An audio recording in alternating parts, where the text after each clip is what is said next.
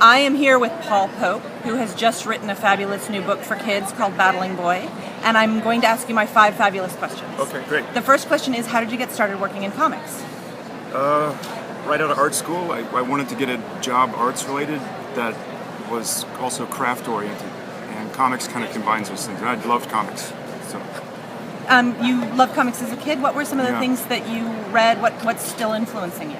Well, I still love the classic comics like, Jack Kirby's Fantastic Four, Karl Barks, Donald Duck comics. I read heavy metal as a kid, so I love a lot of the European cartooning. Mm-hmm. And you read heavy metal as a kid? Heavy metal as a kid, yeah. Nice. My mom was pretty open-minded about that kind of thing. I guess so, yeah. I liked the barbarians and the robots. Yeah. But I think they still remain really quality. A lot of the work, Mobius or Guido Crepax, different artists did some really amazing stuff. They really Continue did. to influence me. Fantastic.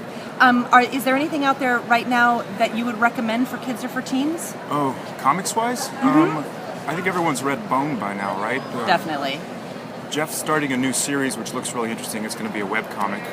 Really? I don't remember. It's a mythology story. It looks really interesting. I don't have all the details, but I'm looking forward to that. Like the sort of thing that he did with Charles Vess, or? No, it's not Bone related. It's a completely separate new series. Oh, very cool.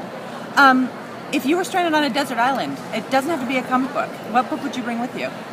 Oh God, it'd have to be a pretty long book. Well, you can assume that you're going to be rescued. I was going to say, yeah, she's something a bit pessimistic. Probably, I don't know, something long and introspective like the Iliad or Beowulf, Moby Dick maybe. Okay. Maybe the Bible.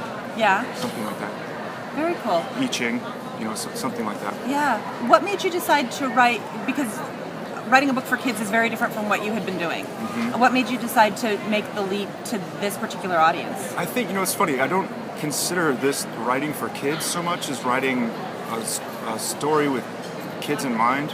Or I like how C.S. Lewis said, when you write for a young audience, just write a simple story.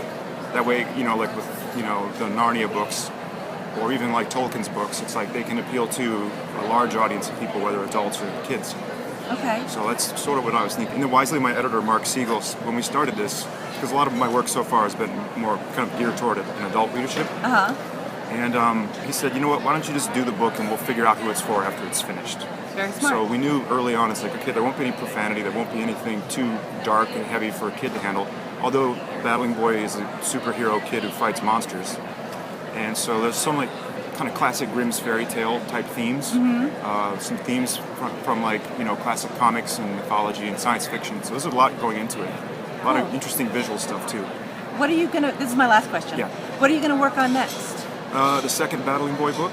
And then after that we have a new series with another kind of teenage coming of age story with a female protagonist, and it's a science fiction story set in the future. So it's sort of like a brother-sister companion between Battling Boy, and then that series is called THP. And do you have a date for that, or that's just in the future? Not yet. We're looking at fall 14 for the second Battling Boy. Okay. And then a lot of the THP books are already finished, so it should be relatively soon after we can start. They just need to get in line. Yeah, right now they're just waiting in line. Cool. So. Thank you, Paul, very much. I appreciate it.